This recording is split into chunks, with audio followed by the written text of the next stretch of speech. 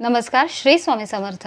आज मी तुम्हाला हरितालिका या व्रतासंदर्भात सांगणार आहे। आता हरितालिका, हरी किंवा हर म्हणजे काय तर अपहरण करणे आणि तालिका म्हणजे काय मैत्रिणी किंवा सखी। भगवान शंकरांना प्राप्त करण्यासाठी माता पार्वतीला त्यांच्या सखींनी जंगलात नेलं, म्हणजेच काय तर थोडक्यात अपहरण करून त्यांना जंगलात आणलं आणि त्यांना सांगितलं की जर तुम्हाला शंकर भगवान यांना प्राप्त करायचं असेल तर तुम्ही हे व्रत करा। आणि हे व्रत अतिशय कडक माता पार्वतींनी केलं आणि भगवान शंकरांना त्यांनी प्राप्त केले या व्रतापासून, आणि म्हणून हरतालिका ह्या व्रताला ते नाव पडलं। तर आपल्याकडे हे व्रत सवाष्णी किंवा कुमारिका मुलीसुद्धा चांगला जोडीदार मिळावा म्हणून हे करत असतात। हे व्रत करताना काय करायचं आहे तर त्या दिवशी तुम्हाला हरतालिकेची जी मूर्ती असते ती आणायची आहे। त्याचबरोबर पुढे शंकराची पिंड आपल्याला स्थापायची आहे, म्हणजे वाळू जी असते ती वाळू आणून ती पिंड तुम्हाला करायची आहे। एक चौरंगावर हरतालिका ठेवून त्याच्या पुढे ही पिंड तुम्हाला स्थापन करायची आहे आणि कडेनी तुम्हाला सगळी जी 4 खुंट असतात केळीची म्हणा किंवा कर्दळीची, तर ते तुम्ही मांडून ही पूजा मांडायची आहे। पुढे 5 विडे, 2-2 विड्यांची पानं, असे 5 विड्यांची पानं ठेवायची आहे।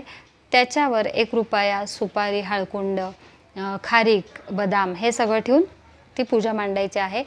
पूजा मांडल्यानंतर त्याला हळदी कुंकू व्हायचं आहे, अक्षदा व्हायच्या आहेत, सगळी जास्तीत जास्त पांढरी फुलं, बेलाचं पान हे तुम्हाला त्या पिंडीवर व्हायचं आहे। माता पार्वतीला वेणी, गजरा जे काही असेल ते, शिवाय अलंकार छोट्याशा आपल्या इथे बांगड्या नंतर सगळं मिळतं बघा, तर ते तुम्ही दोन्हीला ठेवायचं आहे। खरं तर 2 मूर्त्या आणायच्या असतात हरतालिकेच्या, एक म्हणजे पार्वती मातेसाठी आणि एक त्यांची सखी म्हणून, अशा 2 तुम्हाला मूर्त्या आणायच्या आहेत। ही पूजा मांडल्यानंतर हरतालिकेची जी कथा आहे आपल्या चातुर्मासामध्ये किंवा कथेच्या पुस्तकात तुम्हाला ती मिळून जाईल, ती कथा तुम्हाला तिथे वाचायची आहे। ते झाल्यानंतर माता पार्वतीची आणि त्याची शंकराच्या पिंडीची आरती करायची आहे।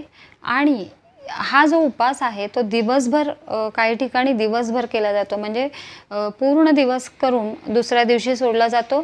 खरं तर ह्या पूजेला पूर्वी मंगळागौरीला जसं आपण मंगळागौर जागवतो तर तसंच पूर्वीसुद्धा सगळ्या सखी, सगळ्या मैत्रिणी एकत्र येऊन ही जागवली जात होती, पण आता हे शक्य नाही आहे। पूजा करताना तुम्हाला एक मंत्र म्हणायचा आहे, तो म्हणजे आहे गौरी मे प्रियता नित्य अधनाशय मंगला सौभाग्यास्तु ललिता भवानी सर्वसिद्धये।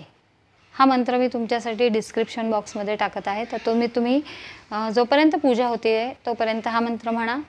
त्याचबरोबर जेव्हा आपण ह्या पूजेची सांगता करायची आहे दुसऱ्या दिवशी, तर तेव्हा हळदी कुंकू व्हायचं आहे, अक्षता व्हायच्या आहेत, आरती करून दही भाताचा नैवेद्य मात्र नक्की दाखवा। त्याच्यानंतरच या पूजेची सांगता करा। जी शंकराची पिंड आपण केलेली आहे आणि हरतालिकेची जी मूर्ती आहे ती तुम्ही, जर वाहतं पाणी असेल जवळपास तर नक्कीच लगेच वाहून टाका, दहीभातही वाहा। जर नसेल तर जेव्हा आपण गणपती बाप्पाचं विसर्जन करतो त्याच्याबरोबर हे दिलं तरी चालू शकतं। खरं तर शंकर भगवानांचं असं आहे की हे व्रत खूप कडक मानलं जातं, पण ह्या व्रतानी जे काही आपल्याला फळ मिळतं ते निश्चित चांगलंच मिळतं, म्हणून हे व्रत केलं। हे व्रत करा आणि बघा तुम्हाला कसं वाटतंय, कारण आपण जेव्हा ही शंकराची पिंड करतो आपल्या हाताने तेव्हा एक वेगळा आनंद असतो। ह्या व्रतामध्ये पण एक वेगळंच ऊर्जा आपल्याला मिळते या व्रतामुळे, तर नक्की करा। परत भेटू एका नवीन विषयावर, तोपर्यंत धन्यवाद। स्वामी ओम। या चॅनलवर जर कोणी नवीन असाल तर चॅनलला सबस्क्राईब करा, लाईक करा, शेअर करा जास्तीत जास्त। परत भेटू एका नवीन विषयावर, तोपर्यंत धन्यवाद।